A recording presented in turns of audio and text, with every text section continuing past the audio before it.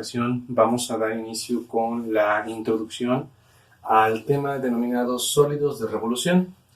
Como pueden apreciar, evidentemente pertenece a geometría y comenzaremos explicando el porqué del título.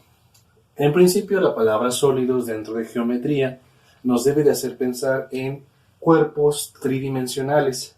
Sabemos que hay una infinidad de ellos. Sin embargo, nos enfocaremos en aquellos llamados de revolución, entendiendo revolución como el efecto de un giro. Debemos tener presente que en geometría el verbo revolucionar se debe de entender como girar. Entonces, nuestro tema consiste en el estudio de aquellos cuerpos que se generan al hacer girar algo. ¿Qué es ese algo? Pues como puedes apreciar en estas dos pequeñas ilustraciones, son figuras planas que se hacen revolucionar o girar alrededor de un eje. Y al girar a cierta velocidad constante o acelerada, visualmente frente a nosotros se nos crea la ilusión de un cuerpo tridimensional. Aquí, por ejemplo, esta pequeña figura que tiene una forma como de L invertida, si la hiciéramos revolucionar alrededor de este eje a suficiente velocidad, llegaría el punto en que ante nosotros se vería un cuerpo como este. Tendría en la parte superior una base circular, también en la parte inferior, y todo una cara redonda, como se aprecia en la ilustración. No soy muy bueno dibujando, pero comprenden la idea. En el caso de este, que es una especie de triángulo, si lo hacemos girar alrededor de este eje, comenzará a girar, revolucionará, y al adquirir cierta velocidad, lo que veremos será una especie como de trompo, con dos puntas y una parte muy salida al centro, como si hubiéramos unido dos pequeños conos. Esto que estamos viendo es similar al hecho de tomar una moneda y hacerla girar sobre una mesa. Cuando lo haces este experimento, si gustas puedes constatarlo, podrás ver que si giras la moneda lo suficientemente rápido, frente a ti se manifestará una esfera. Ahora, vale la pena mencionar que dependiendo qué eje se tome, se dibujará una figura, un cuerpo diferente ante nosotros.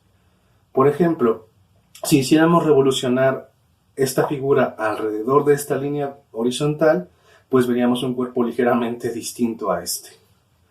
Ahora, considerando que existen infinitas figuras planas, regulares e irregulares, existe una infinidad de sólidos de revolución, una infinidad de cuerpos que se dibujan o se construyen al momento de hacer revolucionar una figura plana alrededor de un eje. Sin embargo, para nuestro estudio nos enfocaremos en los tres más conocidos, más importantes o regulares realmente. Concretamente, analizaremos qué es lo que ocurre al hacer revolucionar un rectángulo alrededor de uno de sus lados o una línea paralela a sus lados, pudiendo ser la línea más corta, la línea más larga o, por ejemplo, una línea al centro, pero que sea paralela con cualquiera de sus lados. Concretamente, en el caso del rectángulo, si lo hacemos girar alrededor de uno de sus lados, eventualmente frente a nosotros aparecerá la imagen de un cuerpo conocido por todos llamado como cilindro. Ahora, quiero que observes cómo se trasladan cada uno de los elementos de la figura al cuerpo. En primer lugar, en esta ilustración, lo que era la altura del rectángulo, al momento de revolucionar y generar el cuerpo, se mantiene como la altura del cilindro. Esta magnitud seguirá siendo igual que esta magnitud. Ahora, en cuanto a la parte superior, se generarán dos tapas, dos bases circulares. Aquí puedes ver una, sería la que sale de la parte superior. Y al inferior estaría otra base circular igual a esta. Esta base circular tendrá un radio de base, denominado R en este diagrama, que coincide con lo que era la distancia de la base original. ¿Por qué? Porque al momento de girar, el doble de esto se convierte en el diámetro y esa magnitud de la base de lo que era el rectángulo ahora se vuelve el radio de lo que será la base del cuerpo. En lo que respecta a este cuerpo, pues tiene un volumen calculable y es conocido con la siguiente fórmula. Volumen del cilindro es igual a pi por radio al cuadrado por altura. O, lo que es lo mismo, área de la base por altura. Considerando que la base es un círculo, pues pi por radio al cuadrado equivale a área de la base y eso lo multiplicamos por altura. Quiero que notes que esta fórmula es idéntica en la parte inferior, área de la base por altura, a la fórmula de volumen de los prismas. Esto se debe a que bajo cierta óptica, un cilindro lo podrías considerar como un prisma de infinitos vértices, de infinitos lados. Entonces, este cuerpo que surge de revolucionar un rectángulo alrededor de uno de sus lados, pues tiene su propio volumen, esta es su fórmula de volumen, y tienes que identificar muy bien cómo se traslada la altura en la altura y la distancia a base en el radio de la base. Cabe señalar que si lo hubiéramos hecho girar alrededor de este pequeño lado, pues seguramente hubiéramos conseguido un cilindro que estaría acostado, que tendría una base enorme, pero que sería muy chaparrito de altura, ¿sale? Y, por cierto, el volumen que se construye al hacer revolucionar el rectángulo, es decir, si construyo un cilindro girando alrededor del lado más largo y otro cilindro girando alrededor del lado más corto, serán dos cilindros radicalmente distintos con sus propias dimensiones y con su propio volumen. Ahora, el segundo concepto importante, el segundo sólido de revolución que nos interesa, es el que surge al hacer girar un triángulo rectángulo alrededor de uno de sus catetos. Es de vital importancia esto. El cono, que es el que surge a partir de aquí, es aquel sólido de revolución que surge al hacer girar un triángulo rectángulo alrededor de uno de los catetos. ¿Por qué no de la hipotenusa? Bueno, porque si lo hiciéramos girar alrededor de la hipotenusa, obtendríamos un sólido parecido al de esta ilustración, una especie como de trompo o diamante un poquito extraño, y dependiendo de la medida de los catetos, luciría así o más alargado hacia una de las puntas. Pero si lo hacemos girar alrededor de uno de los catetos, entonces, como se aprecia aquí, lo que conseguiremos será un cono. Ahora, en este diagrama puedes apreciar que tenemos el cateto A, el cateto B, y hemos representado con C la hipotenusa. A representa un cateto, como lo mencioné hace un segundo, y B representa a otro cateto. Al momento de revolucionar, se genera el cono. Al igual que el cilindro, tendrá base circular, evidentemente solo una, porque a diferencia del cilindro, este termina en punta. Y los elementos del triángulo rectángulo se convertirán en otra cosa al pasarse a un cuerpo tridimensional. En principio, lo que era la hipotenusa, visualmente será la línea que va desde la cúspide del cono hasta el extremo de la base. Y lo que era la hipotenusa se convertirá en generatriz.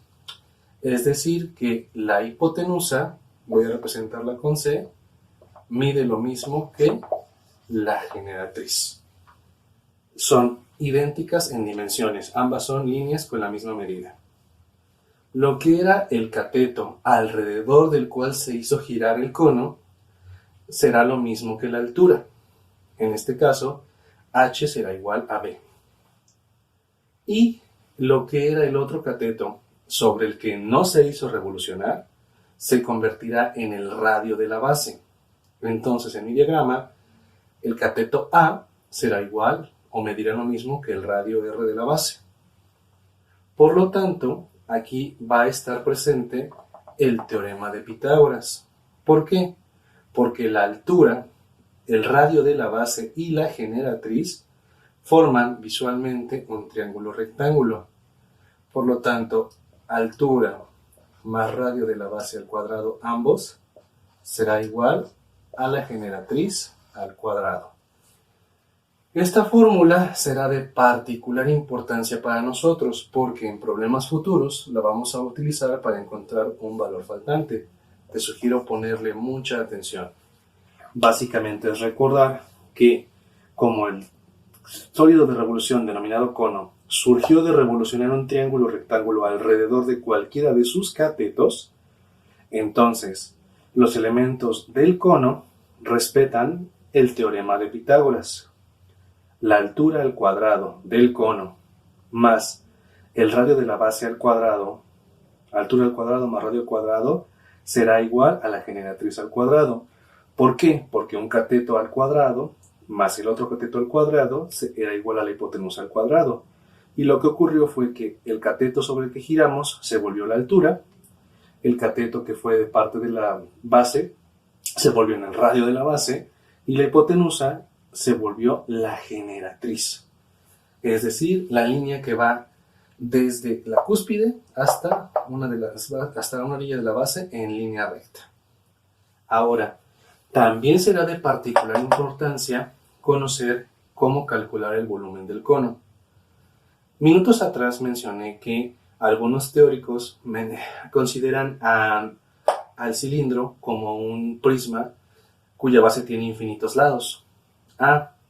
Y si recordamos que los prismas los asociamos con pirámides, sabemos que, por ejemplo, el prisma cuadrangular y la pirámide cuadrangular tienen una relación en la cual el volumen de la pirámide cuadrangular es un tercio del prisma cuadrangular. Esa relación se respeta entre el cono y el cilindro. ¿A qué me refiero?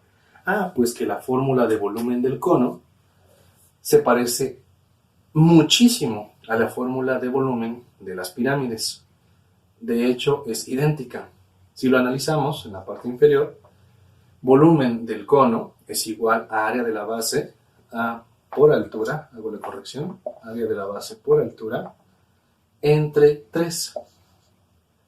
O sea, volumen del cono es igual a pi por radio al cuadrado por altura entre 3. Entonces, podemos apreciar que hay un alto parecido en las fórmulas porque en cierta manera podríamos considerar al cono como una especie de pirámide, pero con base circular.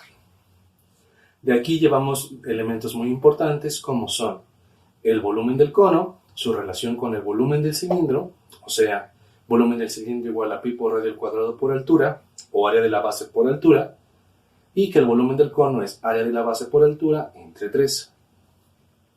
O sea que si un cono y un cilindro tuvieran el mismo radio de la base y la misma altura, significaría que el volumen de este cono sería un tercio del volumen real de este cilindro, siempre y cuando su radio de la base y su altura fueran idénticas. ¿Por qué?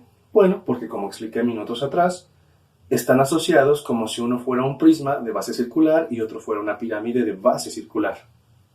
Y también será importante rescatar que dentro del cono, la generatriz, que es esta línea que va de la cúspide a uno de los extremos de la base recta, junto con la altura del cono y el radio de la base, respetan el teorema de Pitágoras porque provienen de un triángulo rectángulo. Ahora, el último sólido de revolución que es esencial para nosotros es la esfera. Aquí hay dos formas comunes de definirla. Algunos definen a la esfera como el sólido que surge de revolucionar un semicírculo alrededor de su diámetro. Otros lo definen como el sólido que surge de revolucionar un círculo alrededor de su diámetro, como el caso de la moneda que te platicaba al inicio de este video. Nosotros utilizaremos la definición con base al semicírculo, puesto que es idéntica, es irrelevante.